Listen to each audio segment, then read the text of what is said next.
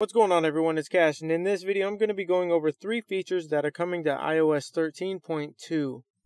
So the first one is going to be new emojis that are compliant with Unicode 12.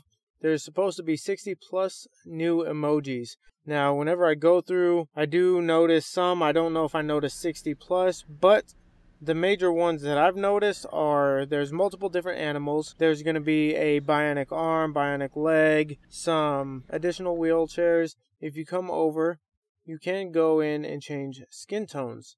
Now that's another one that I think a lot of people are going to like. You can change the skin tones and gender of the couples. For instance, you can have a boy and a girl. You can have a white girl with a white guy, white girl with a black guy, whatever fits your situation. And then there's 2 girls, and same thing, you can change the skin tones and gender along with 2 guys. Next, when you 3D touch or haptic touch on an app, it pulls up the menu and you can now see that it says edit home screen instead of rearrange apps.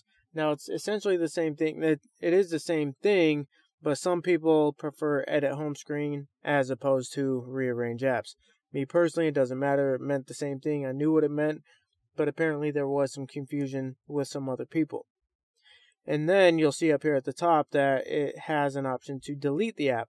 No more having to go into the wiggle jiggle mode or App Store to delete your apps. So that's a nice touch to the menu as well. And then the last that everybody has been asking for many years, first time that it's been implemented in the camera app, is changing the resolution and the frame rate.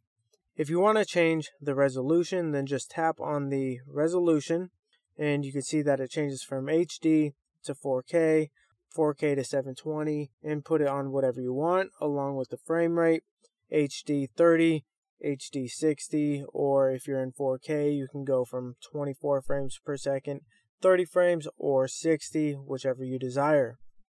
Now you do not have to go all the way into settings to change these settings. You can also do this in slow motion, change from 120 to 240.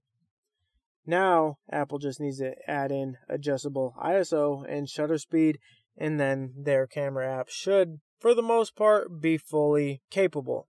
Let me know down below, what is your favorite feature in iOS 13.2 that you're looking forward to? That's it for this video. Thanks for watching. Don't forget to give the video a thumbs up, as well as subscribe if you haven't already. Most importantly, have a good day.